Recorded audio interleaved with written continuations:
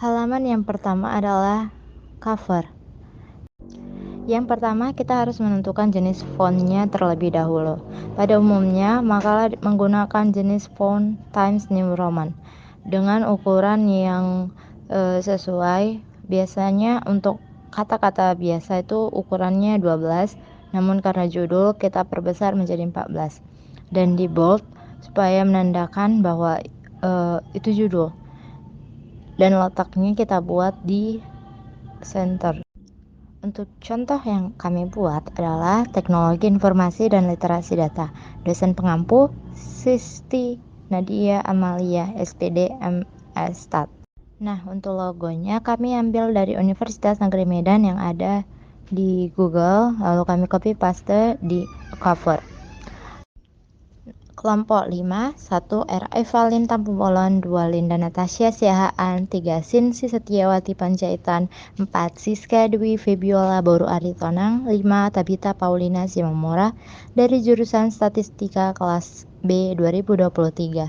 Jurusan Matematika Fakultas FMIPA Universitas Negeri Medan dan pembuatan makalah tahun 2023. Setelah menulis cover, halaman selanjutnya adalah kata pengantar.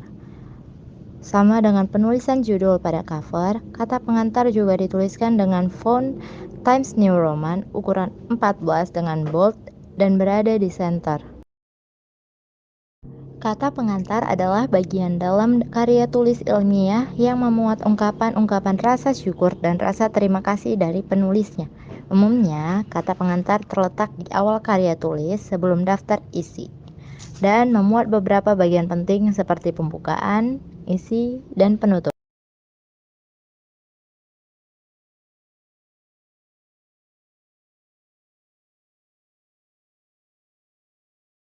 Selanjutnya kita akan menuliskan judul daftar isi.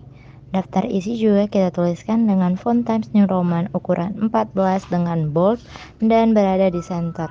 Namun, kita akan mengisi daftar isinya setelah kita mengisi semua bagian-bagian di dalam makalah. Halaman selanjutnya adalah bab 1, pendahuluan.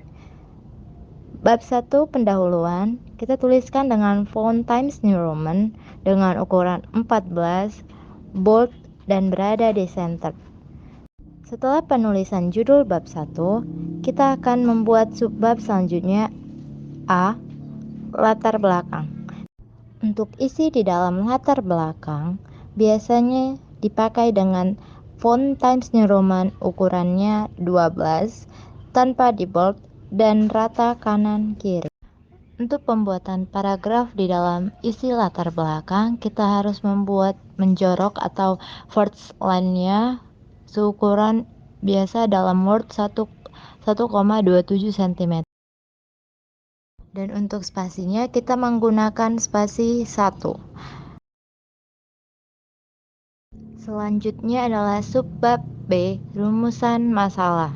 Kita sejajarkan dengan penulisan subbab A, latar belakang.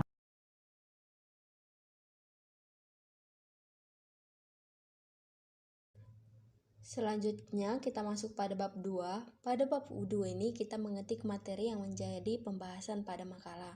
Kita menggunakan ukuran 14 dengan tulisan ditebalin dan rata tengah.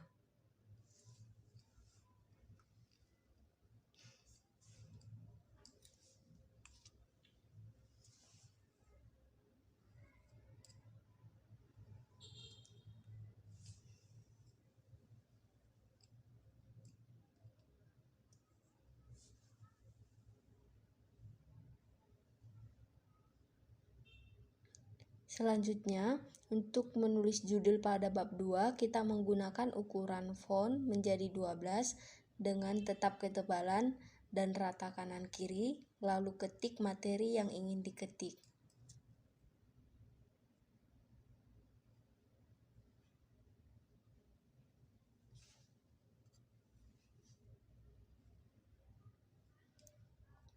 Selanjutnya, untuk membuat subjudul kita mengatur ukuran font menjadi 12 dengan tetap ditebalin dan menggunakan rata kiri kanan.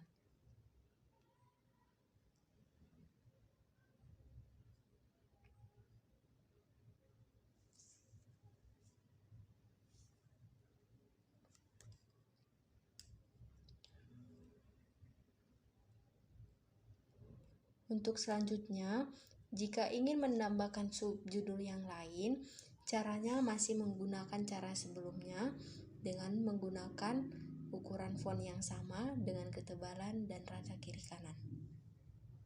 Nah, selanjutnya kita menuliskan atau mengetik bab 3. Di bab 3 ini judulnya kita menggunakan tata tengah dan ukuran fontnya itu 14 dengan ditebalin.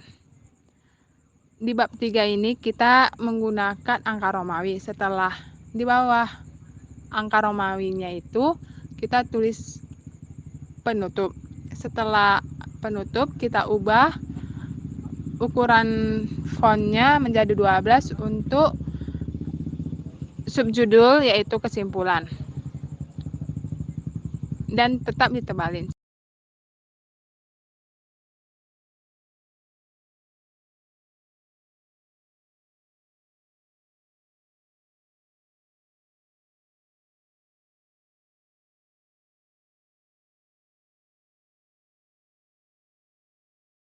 Setelah penulisan subjudul, kita lanjutkan dengan isi kesimpulan dengan ukuran 12 dan tidak perlu ditebalin tulisannya. Nah, selanjutnya kita akan masuk ke bagian terakhir yaitu membuat daftar pustaka, di mana saya akan menjelaskan tata cara membuat daftar pustaka secara otomatis. Karena dia itu merupakan bab, kita akan membuat dia ke heading 1. Fontnya kita ubah menjadi Times New Roman dan dengan ukuran 14. Kemudian kita membuatnya dengan rata tengah. Dan kita ganti warna teksnya itu menjadi warna hitam, terus kita boldkan. Di mana itu merupakan cara pembuatan penulisan judulnya. Setelah itu, kita masuk ke bagian isi daripada daftar pustakanya. Tapi sebelumnya, ukuran teksnya itu kita ubah menjadi 12 dan juga rata penuh. Kemudian kita ke menu References, terus kita klik menu Insert Citation, dan kita masuk pada Add New Source-nya. Di sini kita bisa memilih tipe sumbernya, misalnya itu dari buku, dari jurnal, bisa juga dari web, dan lainnya. Terus nih, misalnya kita itu nyarinya dari buku, yang judulnya itu harus sesuai dengan laporan yang kita buat. Kemudian kita ke Google Book, kita ambil contoh bukunya, misalnya itu berjudul Motor Induksi 3 Fasa. Dan di sini saya melihat banyak contoh-contoh dari judul yang kita cari. Dan di sini juga saya memilih contoh dari buku yang berjudul Motor Listriknya. Yang dapat kita lihat ada penerbitnya, pengarangnya, dan lainnya yang kita butuhkan di daftar pustaka tadi. Kita bisa lihat semuanya lengkap di sini. Nah, baik, selanjutnya kita tinggal mengcopy pastenya, kemudian kita tempel sesuai dengan format yang sesuai. Kita pindahkan nama pengarangnya, kemudian judulnya, tahunnya juga, dan juga kotanya, serta penerbit.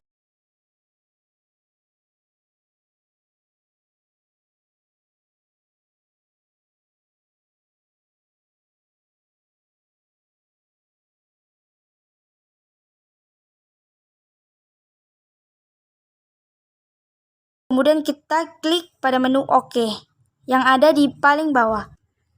Kemudian kita mengklik menu bibliografi yang di sini kita tuh dapat memilih referensinya. Jadi setelah kita memilih referensinya, maka otomatis akan nampak hasil dari daftar pustaka yang sudah kita buat dari tadi. Jadi begitulah cara pembuatan daftar pustakanya secara otomatis. Dengan mudah kita dapat mengerjakannya karena sesuai dengan formatnya. Untuk pembuatan daftar isi secara otomatis, kita lakukan dengan cara bagian judul kita klik heading 1 dan bagian subjudul kita klik heading 2. Seperti contoh di video, kata pengantar merupakan judul, kita klik heading 1, klik kanan, lalu klik yang update heading 1 to match section. Untuk bagian judul selanjutnya, kita tinggal klik heading 1.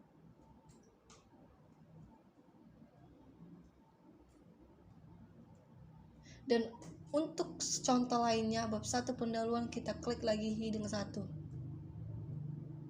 Untuk bagian subjudul, kita klik kanan di heading 2, lalu klik update heading 2 to match section. Subjudul selanjutnya kita tinggal klik heading 2. Seperti itu caranya untuk bagian-bagian judul lainnya dan bagian-bagian subjudul lainnya.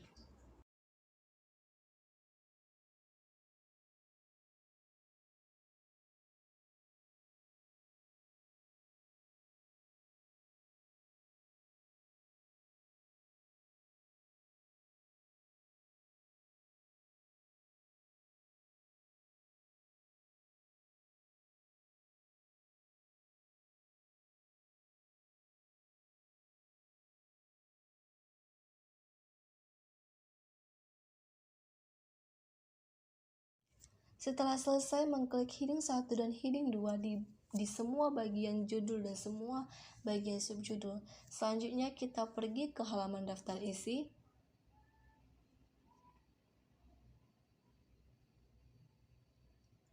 Cara membuat daftar isi secara otomatis bisa dilakukan dengan cara klik References, lalu klik Table of Contents.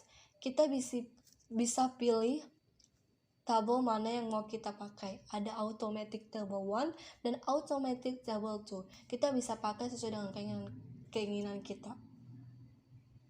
Setelah kita mengklik auto table yang kita inginkan, dia akan berubah menjadi daftar isi pada umumnya.